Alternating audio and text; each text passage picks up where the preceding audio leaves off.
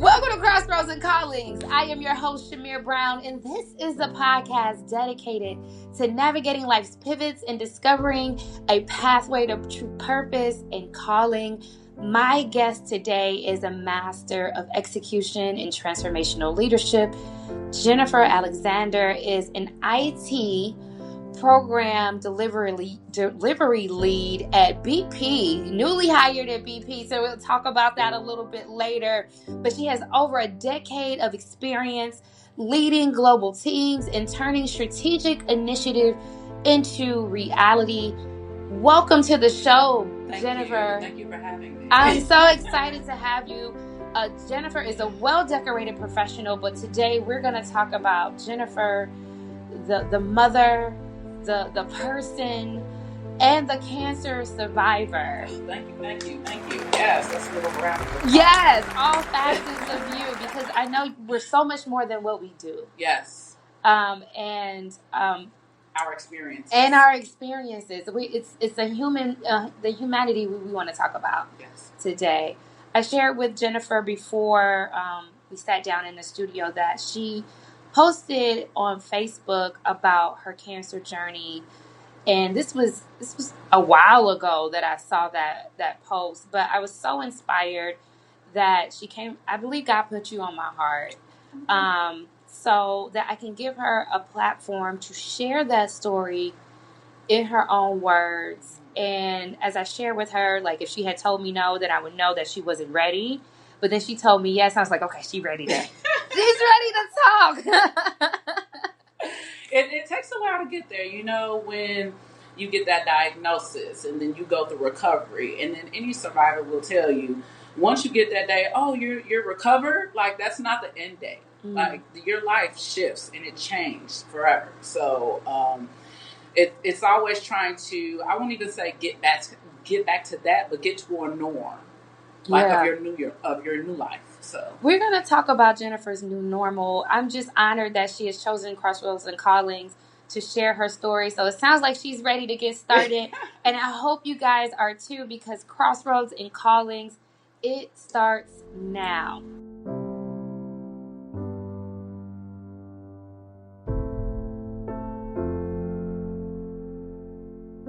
Okay, Jennifer, we're going to first kick off the conversation talking about Jennifer the professional, because the first crossroad that you gave me had to do with a career shift and some transition. So when you think about Jennifer the professional, and even though I gave a bit of a bio, but in your own words, describe who that person is. The IT professional. I've been in project management, I want to say, for several years, right?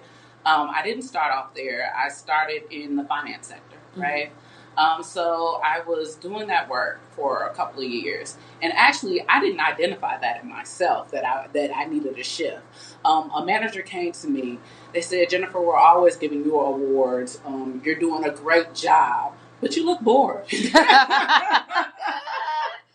How did you feel? Work for? Because sometimes people see and make assumptions, but was that your truth at the time? It was, because I'm like, oh, this is the same process. I'm doing the same thing over and over again. Oh, checking off the same boxes, right? Yeah. And then I was leading a team at the time, and I was just like, oh, okay, this is not where I want to be. But I also hadn't identified if there was something else that I wanted to do. I was just in it. Right? Yeah. So once that was shared with me, I had to think, like, well, what else do I want to do? Like, is there something else out there, something more that aligns with my purpose? So yeah, that level, or should we say that area, ended. I actually quit my job. So. How did they take it when you quit? My manager was not surprised. Because they were the ones that said that you were bored in the first place. Yes. Did you have a job lined up when you quit? No. What did you do? What was your plan that you had in mind? I mean, honestly, I didn't have a plan at the time, and I don't advise anybody else to do that. I never. So, but mind you, this was several years ago. No, that's okay, because I admire people that can quit and not have a plan, because I am so thought out, and I always want things to kind of be lined up. So I've never been brave enough to be like, you know what, I don't really like this anymore. I'm gonna leave.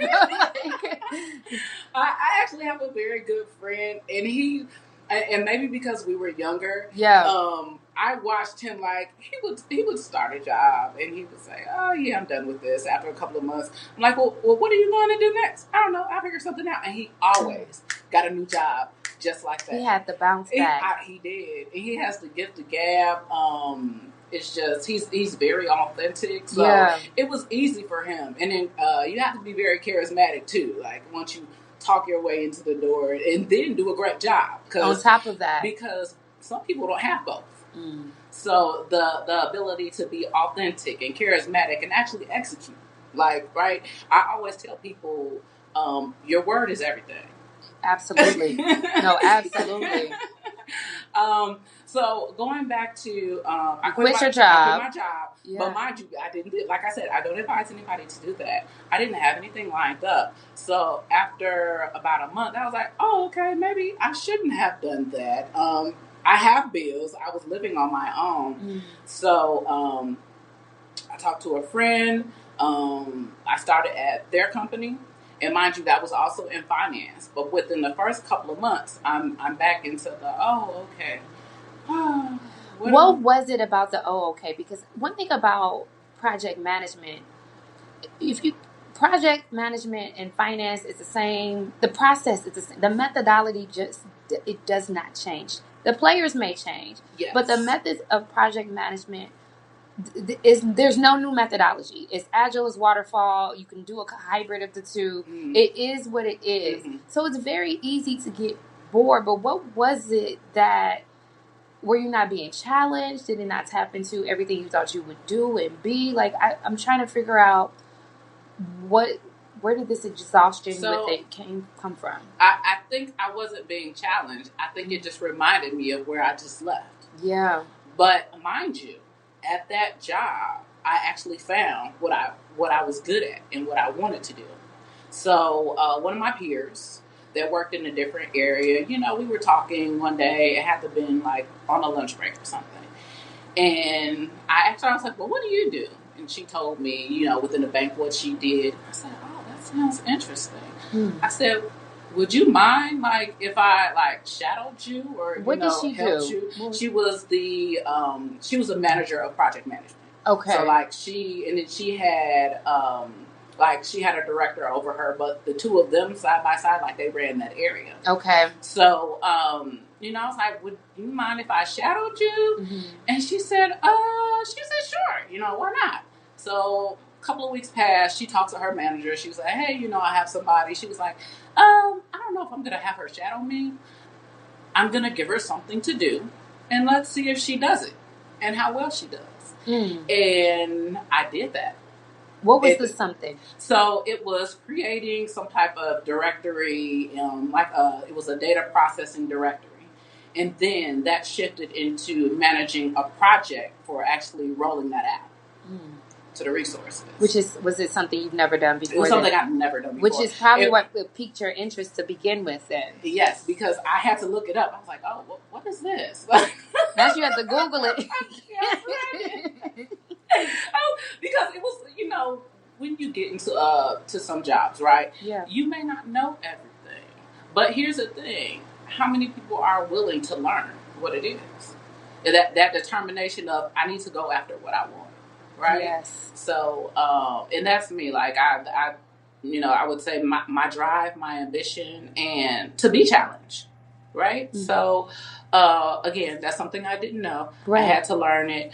I completed it. And she said, you did pretty well. And so she gave me something else. And I did that. And she said, okay. She went to her manager. And her manager said, oh, we don't have any openings right now. I was like, oh, okay, well, I'll just continue doing what I'm doing. Right. And then a month later, she said, hey, I got an opening. I'm bringing you over. Still in finance, still? It was still in finance, but it was project management and finance. insurance. Okay. So, but I did a couple of things there. So, still being new in the project management area, I also did a little bit of training. So I rolled out training to some of the resources to a new system that we had.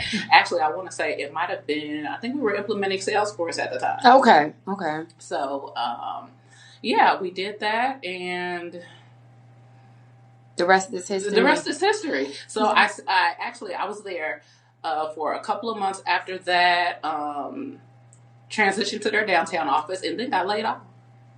Tell me about that. Is that what led to your first Crossroad that you mentioned? Yes. So you got laid off. How long were you laid off for?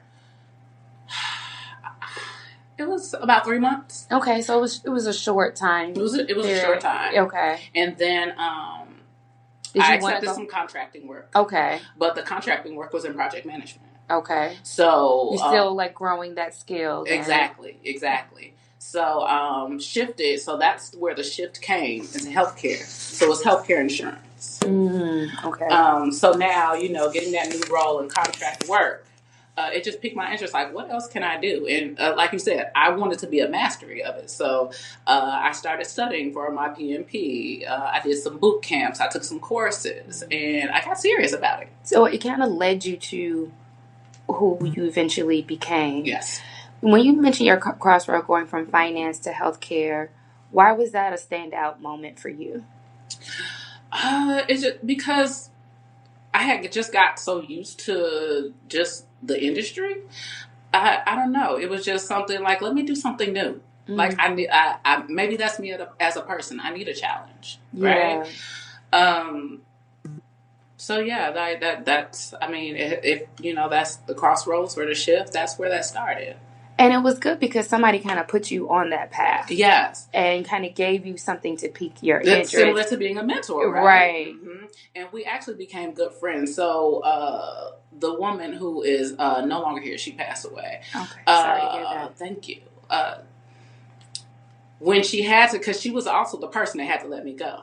Oh, so your mentor who cultivated your skill in project management introduced you to that aspect of business. Mm-hmm. Now she had to give you the hard truth about downsizing. Mm-hmm. How did that change your dynamic?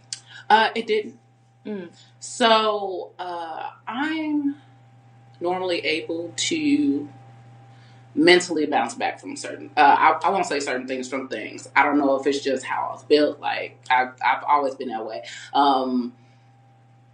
I kind of felt like it was coming because the company was downsizing at the time. They have done a couple of layoffs, right? So you saw the writing. I saw the writing on the wall.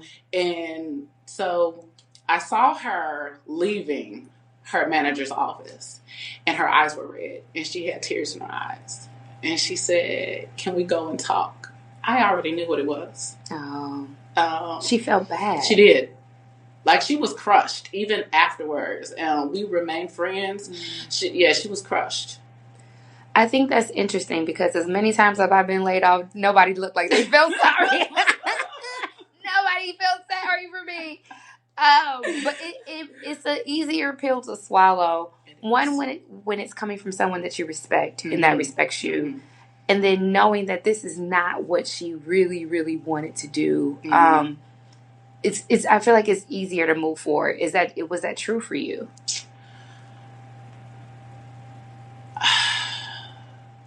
It helped. Mm-hmm. I would say that it did help.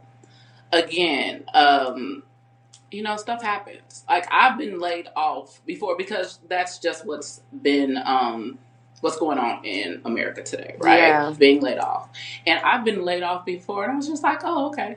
Like, I remember I was at a regular doctor's appointment, and my manager's manager had called me, and my phone wasn't working correctly, so we were texting, and he's like, "Could you give me a call?" I was like, "Sure, whatever."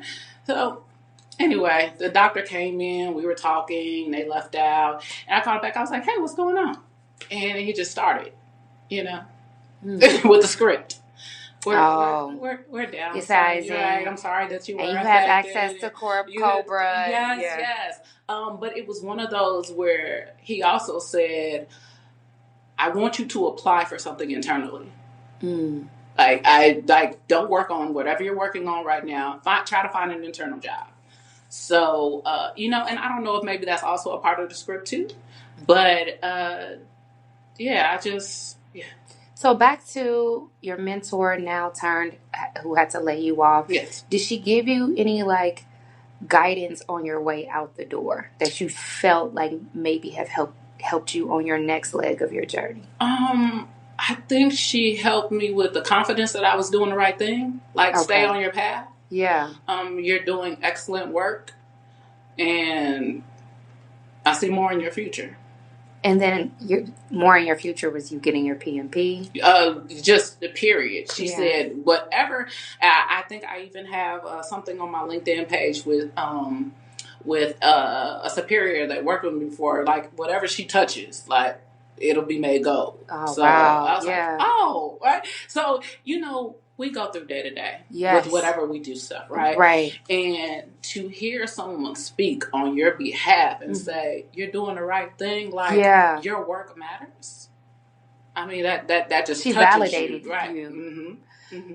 You're in a new area of business now because you said you went from contracting to healthcare. Yes. And really started your project management career. But now you're in a completely new field. Yes. You just got a new role yes. At BP. Yes. I had to tweak the script right before. BP is oil and gas. Yes. Energy. Yes. In energy. Mm-hmm. So how are you preparing for that? Because that is another industry change. A lot of reading. Yeah. And researching. Again, nothing fully prepares you for something, mm-hmm. but there's some notes that you can walk in the door with. So, and again, skill set. So when we talk about shifting from the finance industry into healthcare, you have a lot of transferable skills, right? It's just different levels in complexity. Let's talk about some of those transferable skills. Because I feel like a lot of people are going through their own transitions right now.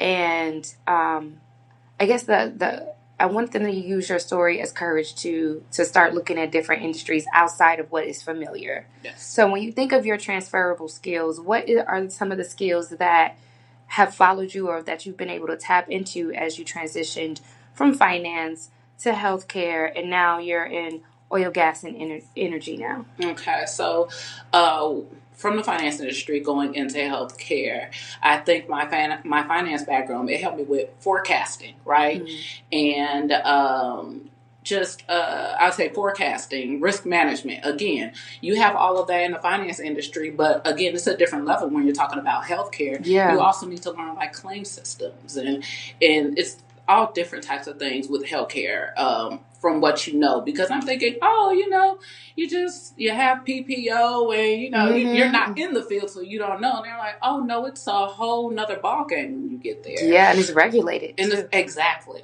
So that's another thing. It's a different type of regulation. Mm. So in having those transferable skills, now bringing me into the energy field, I have to do the same thing. Yeah. So again, it's risk management, your strategies, like your risk modeling. It's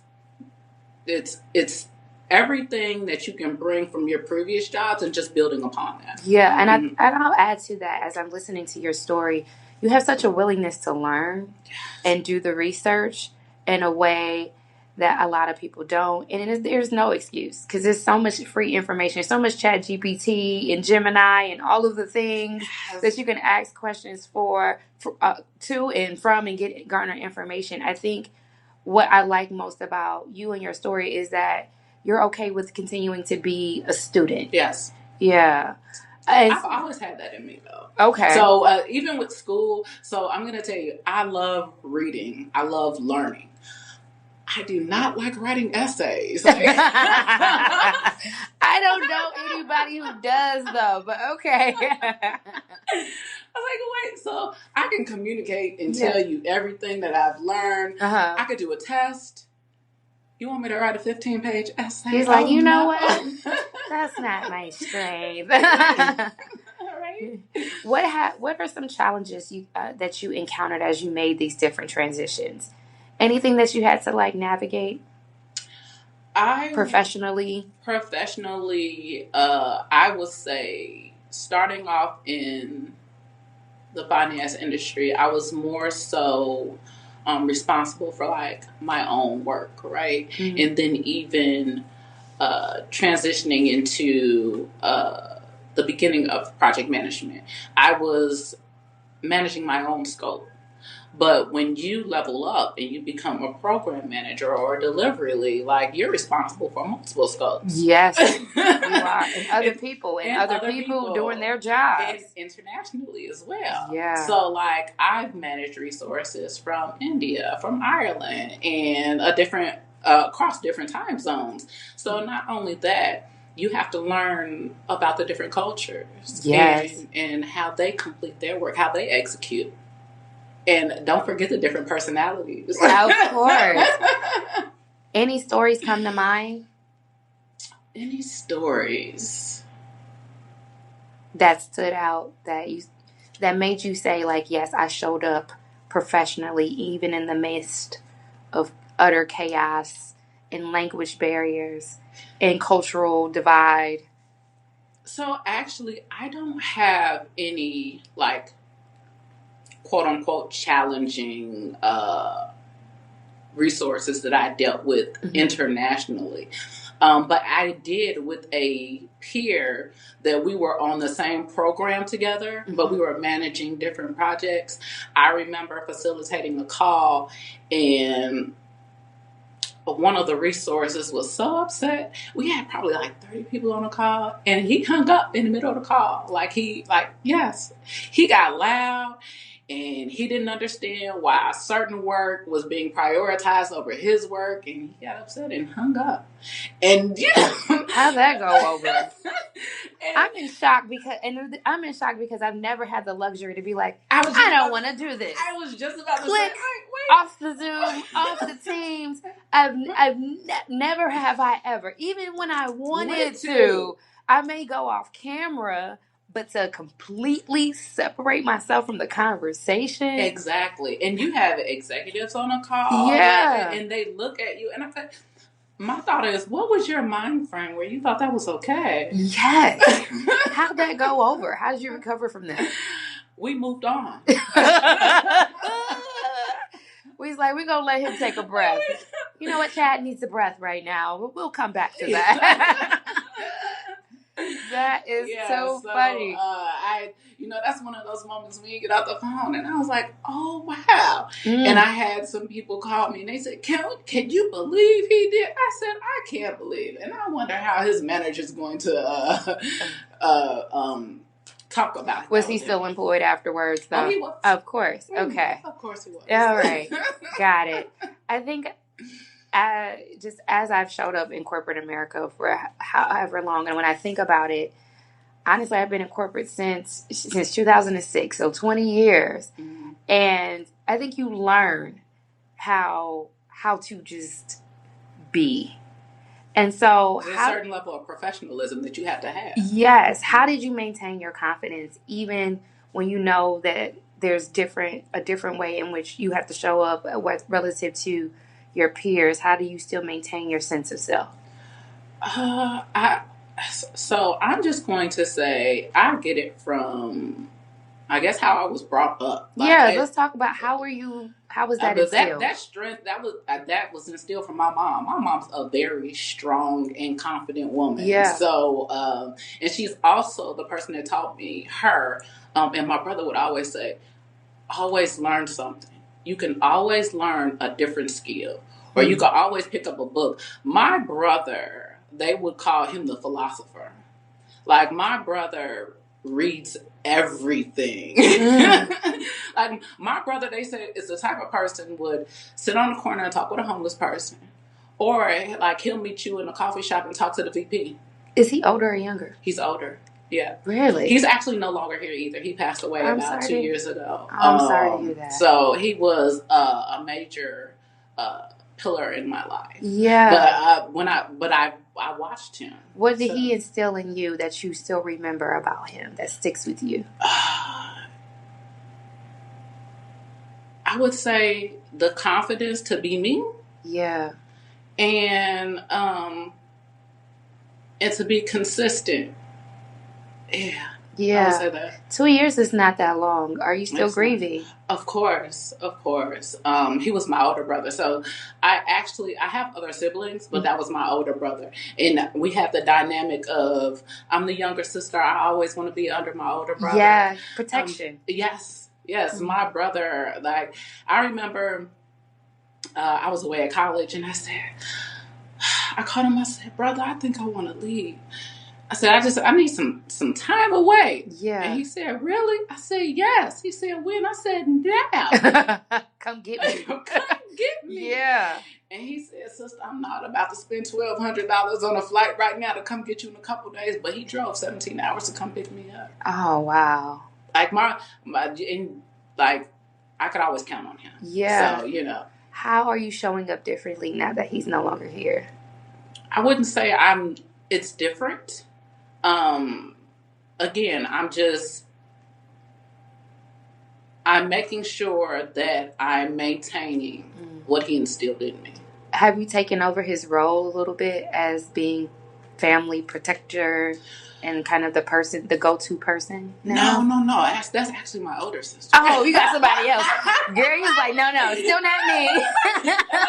I miss it, but hey, I don't have it. I don't have to. That's good, though. It is. That you don't have to carry the weight of that. Exactly. So, like, I'm the strong person where somebody says, well, if I have something difficult to talk about, I'm going to talk to Jennifer.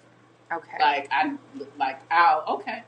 And you have the emotional maturity and empathy. Yes. Okay. Yes. And even when speaking with my friends, which I guess you surround yourself with people that are like you as well. Like, similar, yeah. Yep. Mm-hmm. And so I'm one of those people where a friend will call and ask for advice, and I say, okay, I'm going to give you the I'll say good advice. Yeah. And then I'll give you the Jennifer advice. Oh my God. I'm glad you differentiate between the two, because I ask my friends, how do you want me to listen? Mm-hmm. Do you want me to listen because you just need to vent? Do you want me to listen to respond? Like, how do you want to be heard? Because those are two different. If you just want to vent, I'll just let you go. But if you're expecting me to say something, now I have to listen with a different ear. Mm-hmm. And like you said, do you want the night? You want me to pet you, right? Or do you want me to tell you the truth? Like, now we got to talk. Now there's levels to this, so it's amazing to see that in someone else. No, you know what? But here's the thing: I had to learn that. So okay, meaning like with my friends, because I remember this was some years ago. One of my girlfriends, I remember she said that she was talking to somebody and she was venting to them, and they kept like giving what they would do in the scenario, and she was like, "But Jennifer, I didn't ask that person for this." I did not ask. I have learned that people need to invite you to speak. And I was like, oh, that's a thing? It is a thing. But that's a grown up, that is a grown woman, grown person conversation, because the knee-jerk reaction is to always give what you would do. Right. Or your experience. But if they don't ask, so you heard that, and you was like, I'm going to do something different. Yeah. How are you? What is your grieving process like? How are you like learning? You talk about new normal, because that's a new normal as well. So grieving from the aspect of losing someone close to me, yes. Or grieving the person that I used to be before my diagnosis and recovery from breast cancer. Grieving. We're talking about the brother. The brother. Yeah.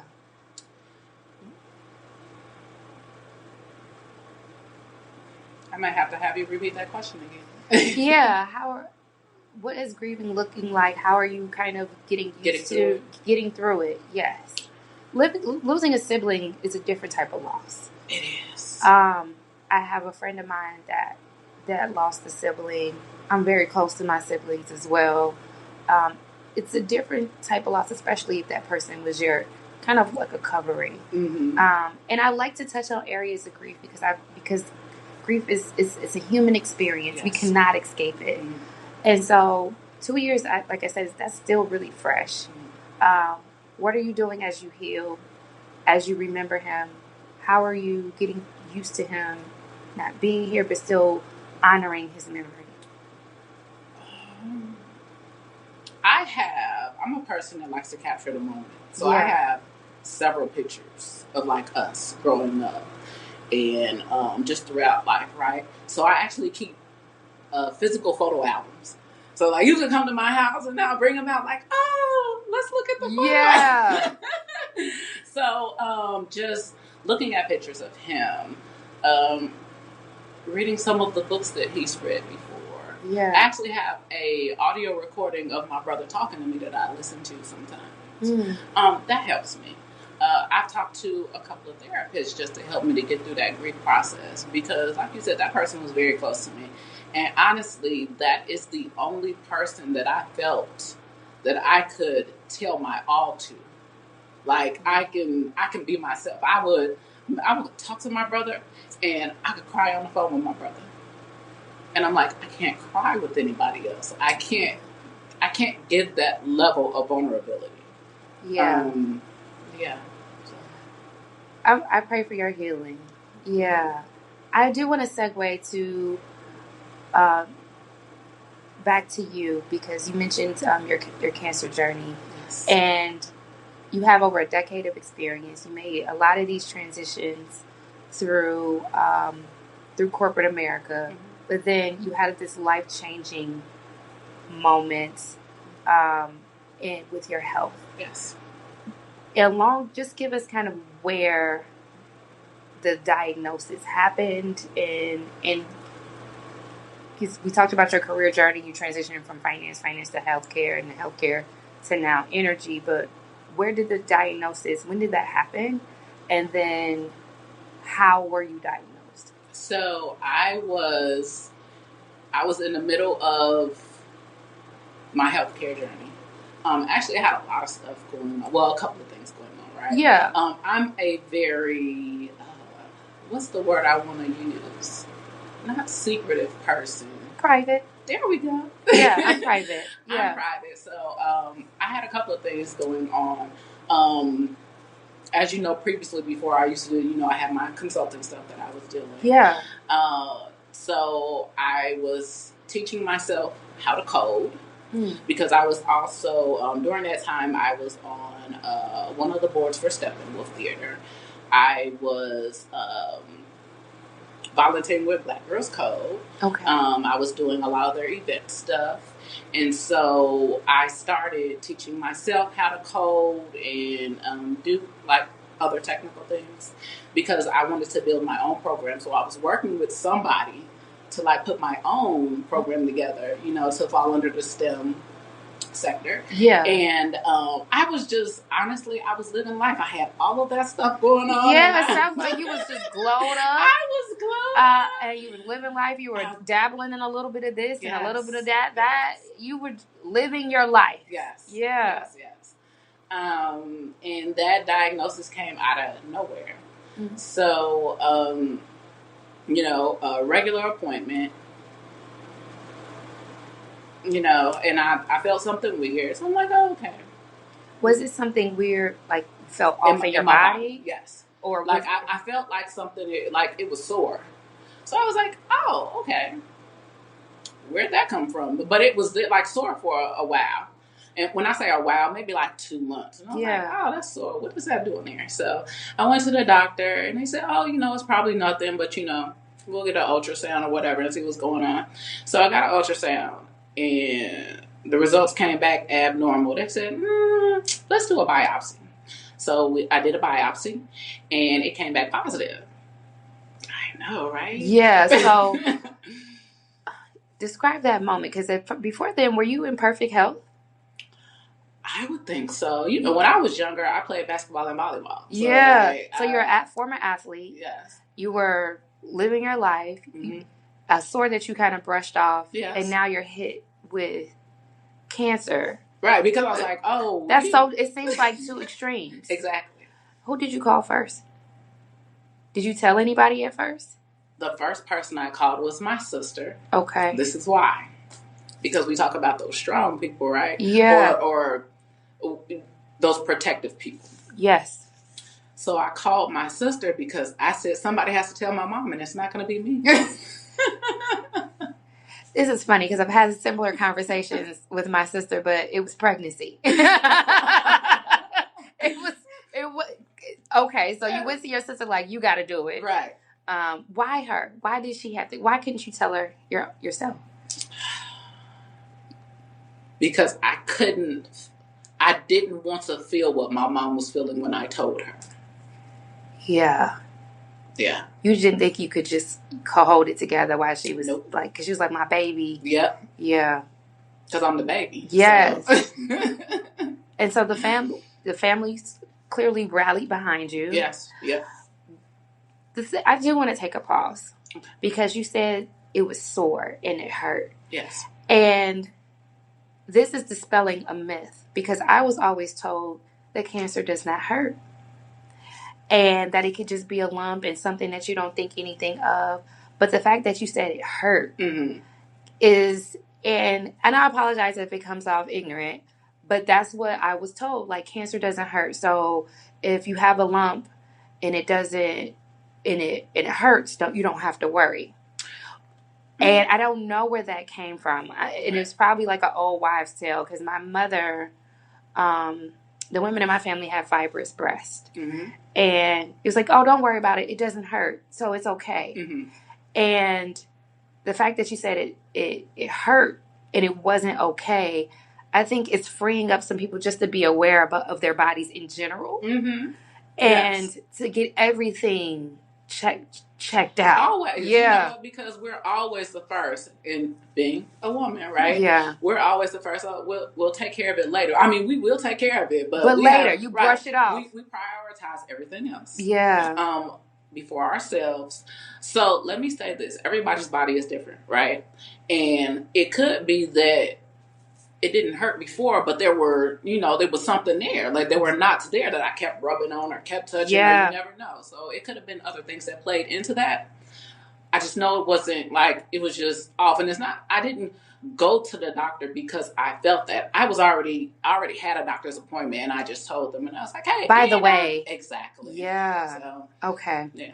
So you tell your family and they rally behind you. You have their support. What was the road to recovery? Did they immediately start chemo? Did you have surgery? What was kind of like the next step to kind of return you back to health? So there was a lot. And I won't go into detail, but I have had chemotherapy. Mm-hmm. I have had a couple of surgeries. And I've had radiation as well. Okay. So I've gone through a couple of things. And again, just with what was instilled in me, I think everything was just, let's just get through it. Yes. Let's move forward. Let's move forward. Yeah. It was one of those, like, even with the diagnosis, like, I told a couple of people, and then I was like, okay, so what are we going to do about it? Because that's just... Is that why you kind of limited who knew? I think I limited who knew because I'm just a private person. Okay. And there's only so many people that I felt should be aware of what's going on at the time. No, that's fair. Mm-hmm. How long did that process take of really aggressively addressing? It took a year. Okay. It took a year. Mm-hmm. And how did you heal emotionally? It's still happening right now. Still? Yes. Tell me what that process is like. Because how long ago was this? I was diagnosed in 2018. 2018. Mm-hmm. And so this is 2026. Yes. So 8 years. 8 years, yes. But still really fresh. Yeah. So it'll be, yes. So what is this? 2026, this will be my 29. So this will be my 7th year in remission. Okay. Right. And congratulations. Thank Yeah, that's worth celebrating. Oh, I celebrate every yes, week. that is worth celebrating. I'm like, we ain't gonna just slide past that because that right there, but it's faith, prayer, eating better, exercising, being more health conscious. When you say eating better, did you become like vegan or vegetarian? So yes, but I didn't stay there. And let me say this: before I had my diagnosis, I actually did a stint of veganism. Okay. So I did. I want to say it was about 3 months. Okay. So going back to veganism wasn't like the end all be all for me. So I did a year of veganism afterwards, and then I transitioned to being a pescatarian. Okay. So I was a pescatarian, but I still didn't eat anything dairy because with a pescatarian, which is seafood, only seafood, they still eat from the drink from the cow. Okay. And I wasn't. Dairy was not the way to go because dairy has a lot of inflammation too. It does. And you just kind of want to minimize that. Mm-hmm. When was your son born in this timeline? Was that after? That was after. So my son was born. My son's name is Rakim. Okay. Yes. Like the rapper. Yes. Okay. Yes. His father's favorite rapper. Okay. And we're hip hop heads. Well, I do hip hop and house music, so all over the board. Yeah. But he was born in 2021. Okay, so this was after everything. Were you married while you were going through cancer? Mm-hmm. Mm-hmm. And so was your husband very supportive and kind of like a rock? Yes. Did your desire, because you didn't have children you had a stepson at the time. Yes. After cancer, is that when you decided that I want to be a mother? Did that make you want to pursue a family and be in the family way from that experience? So closer to right before I was diagnosed. Yeah. I was thinking, you know what? I think I want to have children. And when I say I think, it's because prior years, being younger, the thought was, I'm not where I want to be, so I don't want to bring a child into this world, and I'm not where I want to be, right? Yes, okay. So that's where it was. But again, it was my mom and my brother that said, people aren't where they want to be all the time. And that is not sound advice, okay? And I'm tired of you guys telling people like it ain't got to be perfect, but it has to be perfect for you. People say that all the time. People make babies every day. People unhealed people get married every day. So you just want me to be another one of those people, but they're not wrong. Yeah, I get it. You understand where it comes from, right? I understood what they were communicating, right? What did they say? You got to read in between the lines. You got to read. My homegirl used to say, "Chew the meat, spit out the bones," but same thing. Yeah. So he was born in 2021. Previously, again, I didn't want to bring a child into this world. And then closer to that diagnosis, I was like, you know what? I think I'm ready to have kids. Yeah. So when I was diagnosed, my thought was, oh, this is being taken away from me. Right. And that's why I asked, when did your son come in? Because usually when people go through chemo and cancer treatment is very aggressive on the body, especially a woman's body. Mm-hmm. I have a cousin that went through it. And she lost her ability to have children. Mm-hmm. And then the fact that your son came after you went through that, he's a little baby Rakim miracle. Yes. Because it's a high percentage that you're unable to have kids afterwards. Yeah. So, it's a baby Rakim miracle. He is. Was he unexpected? No. He was thought out and planned? Because again, I thought it was going to be taken away from me. So I'm like, oh, well, Yeah. You made your peace. Yes. Could you talk about your new normal? Because before cancer, you said you were a board member, you were coding, teaching other girls how to code, and you were kind of in the mix in this person. But after something that traumatic, not only did you become a mother, but you changed a little bit. I remember your hair being really short. Yes. And that in itself, Black women, our hair is our glory, right? And even so, you look different. Mm-hmm. So tell us about the Jennifer after. The Jennifer after. So let me tell you one of the challenges of going through all of that with that health scare or diagnosis. I had to become vulnerable. That's strong. Oh, that's strong, Jennifer. I was raised to be. My son's name is Rakim. I'm strong. That in itself let me know that you come from a strong place, strong origin. Oh, it was. Yeah. I was vulnerable. Were you embarrassed of your own weakness? I was. Because I actually needed somebody. I needed people. Like, I could no longer depend on myself. And, I could do it. Even now, afterwards, although I am more vulnerable, I'm still like, I could do it. I'm not worried about it. But it was difficult being vulnerable. I even think about it now, and it kind of makes me emotional because I remember I had a girlfriend say, you don't show your emotions or your feelings. And I said, I don't. So I started doing more of that. Because they made me aware of it. And I kind of knew, but I didn't know that it was so visible externally. Why was that? Did you not feel safe to share?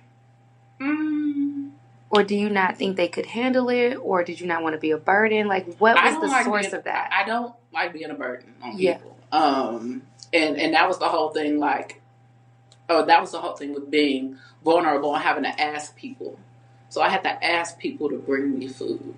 Yeah. I had to ask people, can you get my medicine? Can you please take me somewhere? Yeah. But it seems like they were willing. Actually, they probably were waiting on you to let them know how to support you. Mm-hmm. So you didn't get any negative feedback from asking. It was you. It was me. How did you overcome that? Or did you overcome it? Because it seems like it's maybe... It's... I haven't fully overcome it, right? I have let go of a few things, meaning having to be in control of everything. Maybe it's something I'm still working through, but I also feel like you have to have a level of strength to deal with certain things on the day-to-day. So yeah, you do. I feel like the world is not kind to people that show weakness, and so I think women in general, especially Black women, are very calculated on the places in which they share. And this is just me speaking from my experience. I feel like there's a lot of similarities here. I've only been completely vulnerable to date with 2 people, and I'm at this big age, and I won't share outside of that, right? Because I don't feel like I can trust people with my vulnerability. But having a cancer diagnosis and having anything with your health is probably the most vulnerable that you will ever be. As you think about your journey, I want you to kind of take some of that and encourage somebody else. What is it that you know now, looking back on it, that you wish you knew then that probably may have made that journey a little bit easier? Your village is stronger than you think they are. And, something that, I said, we tell Black men to do all the time, like, go get your health checked out. Go to the doctor. Go to the doctor. Yes. Go to the doctor. So, wait, hold on. Let me give you another quick story. Yeah. No, it's your time, girl. So, my mom was visiting me one day, right? Okay. So, she came to my house, and she opened the door. And so, by my door in my walkthrough, I have a little sit-down area where, you could put your shoes in. So I turned around, I walked forward, and I hit it. I hit my foot. And I was just like, oh, that hurts. And my mom was like, are you okay? And I was like, yeah, I'm fine. You know, I just everybody hits their foot every day. Like, yeah, it's cool. And so, like 20 minutes later, I was kind of like limping. Oh, you were hurt. Oh, I was hurt. And then she was like, Jennifer, are you okay? And I said, yeah, no, I just hit my foot. Stop overreacting, right? I said, let me put some ice on it. I'll put it up or whatever. But my mom said, take your sock off. So I was like, okay. I took my sock off. And it was blue. I had broken it. Girl, that story alone let me know exactly who I'm working with right now. That she tried to shake off a broke. Oh my God. And again, my mom, she was like, yeah, get your purse. We're going to the emergency room. Right? Yes. So we didn't go to the emergency. We went to urgent care, but still. They were like, oh yeah, you broke it clean. Clean? Yeah. So I broke a couple toes. You know, they had to put a splinter on it. Then the next couple of days, I had to go get the big boot that you put on it. Wow. Yeah. So, also, go to the doctor. Be honest about what you're feeling. I do want to circle back, though, because I asked you what your new normal was. And you painted a beautiful picture of Jennifer before cancer. I could see her. Matter of fact, I think I knew her. Mm-hmm. But you now, did you go immediately back to work? Did you join the boards again? Did you get that zeal? Did you get that magic back that you had before? It was a slow return back for me, right? Yeah. And I'm going to be honest. Like, when you go through something like that, you never return back to that same person that you were. Yeah. So, you know, I'm not on those same boards anymore because I had to take some time. I am a STEM speaker right now still. So whenever the organization calls me, I come in and I speak. But again, I have a toddler running around the house and he runs me. Yeah, you didn't have that before. I didn't have that before. And he's 4. He's 4, yes. And boys are different. So he probably jump all over you, got you in the headlock. Mommy is the jungle gym. Yes. Do you think that kind of breathed new life into you, though? It does. In a different way. Him being born brought me a whole nother level of happiness that I never had before. Talk about that, because I'm unmother. I don't have any children. I am not a mother. I am Auntie Chimere. I love the babies and I send them home. And baby, that is okay. But you said a whole new happiness. It's a whole nother level of happiness that I never even knew this level of happiness existed. Like, I don't know where it came from. And it sounds more like you think that's joy. It could be. Yeah. Because it's continuous. Mm-hmm. Wow. Like, just seeing his face light up, even when he's mad or, you know, toddlers throw tantrums. Toddlers they are people with are. little, they don't really know what to do with their emotions. With full emotions. Okay? Yeah. Full adult emotions, and they're small bodies. Okay? Yeah. So, but he still makes me smile. I still melt into putty. Yeah. For him. So, you know. So you're Jennifer, still professional, because you were able to get back into work after that. What was that transition like? Did you go back to working for the same company? I did. I didn't manage as much going back. Okay. I think. Did they welcome you? They did. Okay. They did. They actually sent me a care package to the house when I was going through my chemotherapy. Okay. So, yes, it was okay going back. Like, it wasn't bad. Yeah. They didn't want to put a lot on my plate. So, you know. The fact that you were able to go through that, heal, and have something to come back to is a blessing. Because I know people that had traumatic experiences, car accidents, near-death experiences, and were laid off during that time. So the fact that you still had something to go back to, and you were able to maintain your health insurance, was a blessing. Yes. Did they visit you, or it was just like the care package? It was just a care package, yeah. Mm-hmm. Yeah. And I'm glad that they didn't put a lot more on you What were those first few days like? Because you're a different person. Mm-hmm. Did you show up for work the same in terms of was it business as usual? For me, because again, I don't want to show weakness. Mm-hmm. So I'm back. Okay, this meeting is at what time? All right, I got myself. Are you going to be there on time? Because I start on time. Got it. Yeah. So it was business as usual. Mm-hmm. I just didn't manage as many projects as I did before.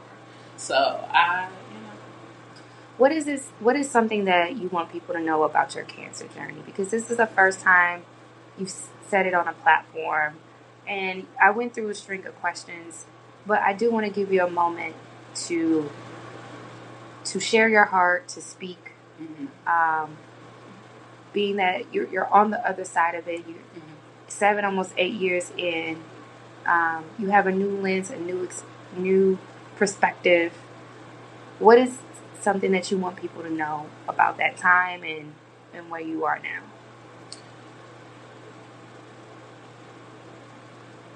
That it was challenging going through it, but there is life afterwards. It may not look the same as it did before, but it can still be happiness. There still can be joy. You might have to pursue it. Yeah. It doesn't come as easy because, again, you're still dealing with things. Like, it's one of those things where you're dealing also with the grief of who the person was before. Right. You're going through a lot of stuff emotionally and physically. And honestly, some of the physical things last throughout the remainder of your lifetime. So, like, there's still symptoms or effects of the medication that you took that you have to deal with. The residuals. Exactly. Yeah. I'm grateful for the family unit that you have and I'm glad you got a big sister, because I'm a big sister and I think we're invaluable people. But I think I appreciate them because we have names for those too. But they she covered you in strength. Mm-hmm.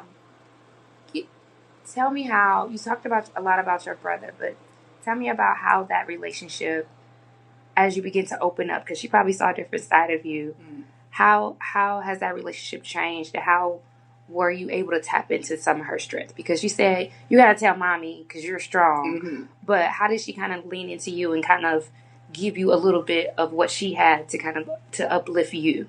Well, so let me say this. My brother was still living when that happened. Mm-hmm. When I contacted my sister is similar to me. Well, what are we going to do? Yeah. She is sometimes, don't take this out of control, a voice of reason. Like, even when I was going through some of my doctor's appointments, like she came with me to some of my doctor's appointments. She talked to me about some difficult things that I didn't want to talk about, even with sitting with some of the doctors, as far as some of my treatment options. And, she really supported me. Yeah. Mm-hmm. We're nearing the end of the interview, and you've been through so many different transitions in career and personally, because cancer is a major transition. When you think about your life holistically, I always give the audience an opportunity to speak, my guest, an opportunity to speak life into the audience or give some how-tos. And you're a project manager, you know strategy, you know method.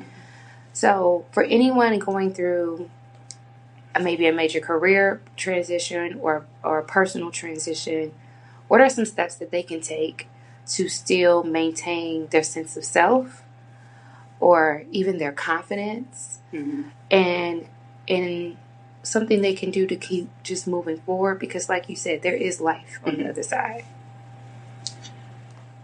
I will say gravitate towards your supporters because they're going to help you. When you're not your strongest in getting back to yourself, they're going to be the ones that help me out. Chimere, what's the word I'm looking? They'll rally around you. Yeah. They're going to rally around you. One of my closest girlfriends, my best friend, she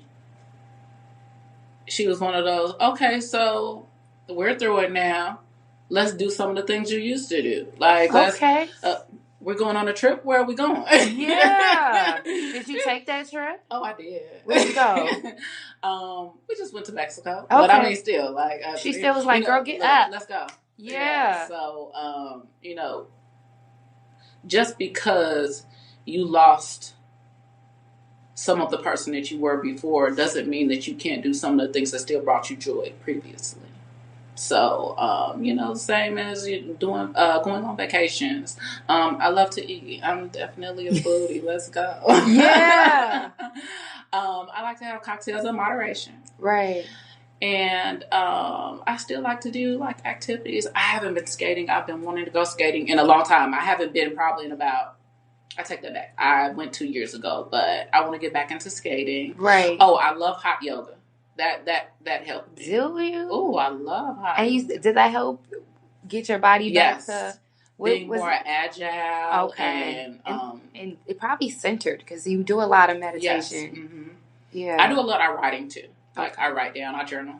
Did it help you detox? Because sometimes those chemicals from cancer with the hot yoga, you kind of like expel and you sweat. Did you, in addition to the agility, did it just kind of help kind of relieve some of that? So it helps with stress or tension that you have, right? Okay. For me. Okay. I think what helped me with detoxing some of the chemicals, one, it just takes time. Okay. And again, you have to eat better. Yeah. So, which is why you said you did a year of veganism, pescatarian, eliminating dairy. Mm-hmm. Like I don't eat chicken. Okay. I don't eat pork. I eat more beef. I've eaten more beef in the last year than I've probably eaten in the past 10 years. Okay. So, yeah. It's just, I like how you said that you're getting back to what brings you joy. Mm-hmm. Because I feel like when things happen, you almost lose that, especially with something as traumatic as cancer, and you're trying to find yourself. And then when you go through motherhood, you lose a little bit of yourself because you're pouring out. But I'm glad to see that you are still, that you're going to go skating and do all the things, that you're still going to eat, and that you're still traveling, because it's replacing the trauma with good things. It's small things that bring you great joy and memories. Yeah. So, they talk about the love languages, right? Mm-hmm. And it sounds like it's thrown around a lot now. Like I hear it so often now. And I want to say, I read that book. It had to have been, I think I read that book, what was it, 2008 or 9? Okay. And I got it, but I didn't get it when I read it, right? Yeah, probably almost too young. So I wouldn't say, it wasn't because I was too young. Okay. I didn't know where to, or like how to categorize certain things, right? No, that's fair. Yeah. But what I noticed about myself is that I like quality time with people. So we could talk on the phone. That's good. That's cool. We could text.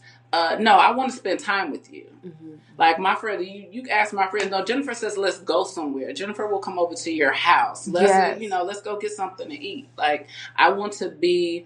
For me, that's a connection for me. So so that's my love language. I had to learn, or I learned that, I've been this way all the time, but I had to categorize it like, so that's one of my love languages, or that's the top one. It's quality time. Yeah, you're becoming more of yourself. Mm-hmm. I appreciate you coming to share your story. I think you dropped a lot of gems about leaning into your community, and I really enjoyed our conversation about vulnerability. Because I get it. I understand. I'm not a vulnerable person. I understand what it means to always want to be strong. Mm-hmm. But I'm glad you found safe people in safe places, that when you weren't as strong, you had somewhere to go. And I also appreciate you admitting that sometimes we are always improving. You know, we are works in progress. Yes, definitely. And to even be bold enough to say, you know what? I'm still working on that. You know what? I probably would have kept walking on that broken toe. Had my mama not said something, it'd have been Jennifer and her broken toe, yes. Limping around. But I think a lot of us can relate to that. Just not wanting to be seen as weak, in that this situation is getting the best of me. But let Jennifer's story encourage you just to shed some of that and find people that can support you. Yes. I know you do STEM speaking engagements. How can people kind of plug into what you're doing? Do you advertise your speaking engagements in any way? Or like if someone says, hey, I want a project manager to speak at this tech conference or et cetera, how do they connect with you? So they can contact me on LinkedIn. Okay. So again, my name is Jennifer Alexander. I don't have a website or anything, but they can just connect with me through there. Through LinkedIn. Yes. Okay. Because like I said, made an expert in project management, really great at what she does. And even if you're looking for a mentor or have some questions about that field, I'm certain that Jennifer would love to connect with you. Crossroads and Callings, we are back at the Beyond the Bookstore. I love this place. We are recording in a different day, and this is our backup studio. But love Miss Tania.